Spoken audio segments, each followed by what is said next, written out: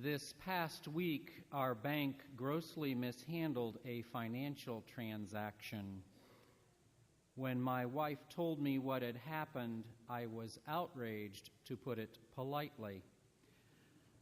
I can honestly confess to you that this was not my finest moment.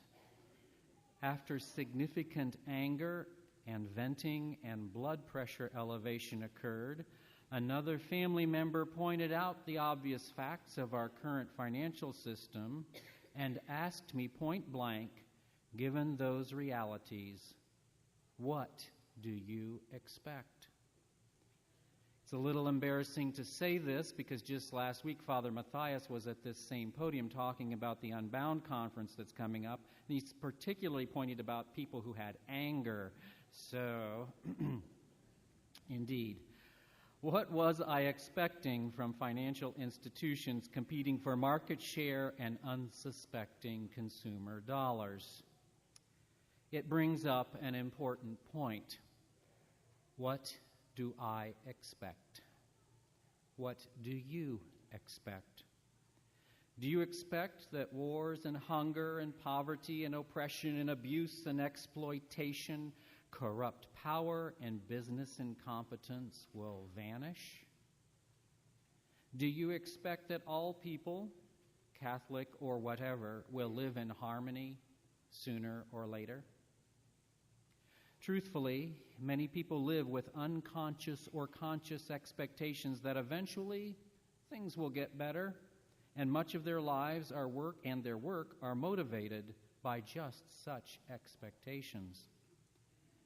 It is equally true that when such expectations are not met, people often become disillusioned and experience themselves or others as failures.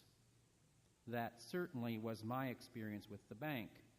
Hopeful expectations met performance reality, and it was not pretty. The readings we just heard today are about the world of expectations, very realistic and very sobering expectations. They challenge and invite all of us to see our world through the clear lens of God's eyes and set our own expectations accordingly. In the first reading today from the Book of Wisdom and in the psalm that we sang, we heard the foretelling of Jesus' own rejection, his condemnation, his torture, and his execution. How was that brought about? It was brought about simply because wicked people thought that Jesus was obnoxious. Why was Jesus obnoxious? Because Jesus got in the way of their preferred sins. I can just hear the psalmist asking, what do you expect from the wicked anyway? For the record, the wicked still think Jesus is obnoxious. The second reading from St. James affirms that one should expect disorder and every foul practice whenever and wherever jealousy and selfish ambition are.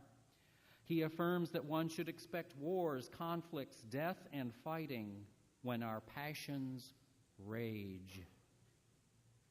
He also affirms that we can expect righteousness and peace when God's wisdom, the wisdom from above, is embraced. St. James is spot on. He asks in so many words, what do you expect from jealousy and selfish ambition? What do you expect from wickedness anyway? And what would you expect from the wisdom that comes from above?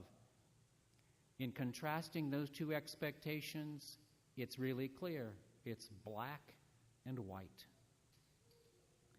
In the gospel today, Jesus sought to clarify expectations of his disciples. They're on a journey. They're going from one city to another. He's sharing with them, he's teaching them, and he's telling them that he's going to be handed over, killed, and rise from the dead. The disciples miss his clarification completely because they're trying to figure out who among them is the greatest.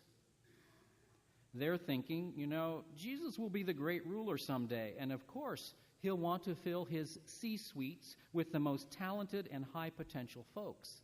C-suites are the chief operating officer, the chief financial officer, the chief operating executive officer places, all the big chiefs. That's the C-suites. That's what they wanted to fill. It was an optimistic distraction at best. Jesus did not support such an optimistic outlook.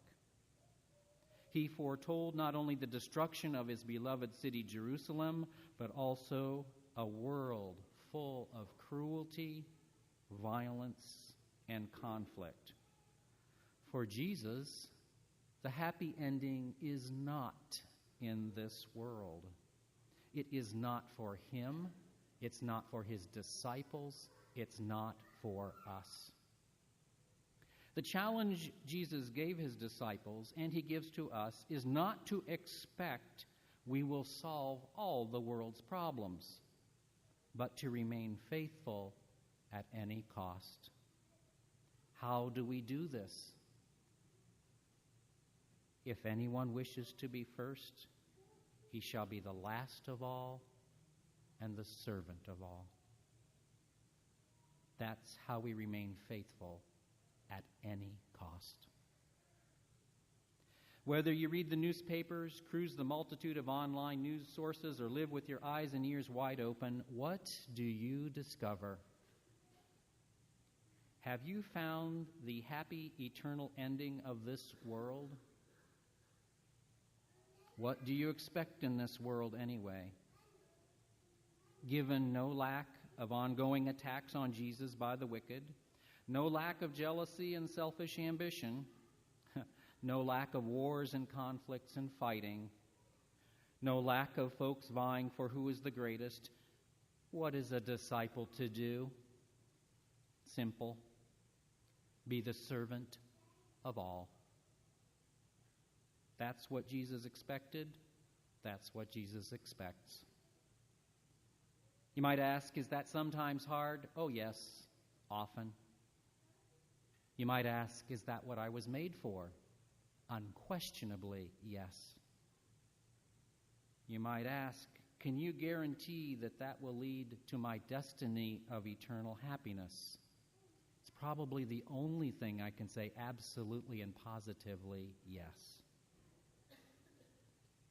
If being that servant isn't what you signed up for when you decided to follow Jesus, it might be a good time to ask, when the Holy Spirit takes you to see Jesus face to face at the end of your life, on that judgment day, what do you expect? For all who expect to be the last of all and the servant of all, may God be praised.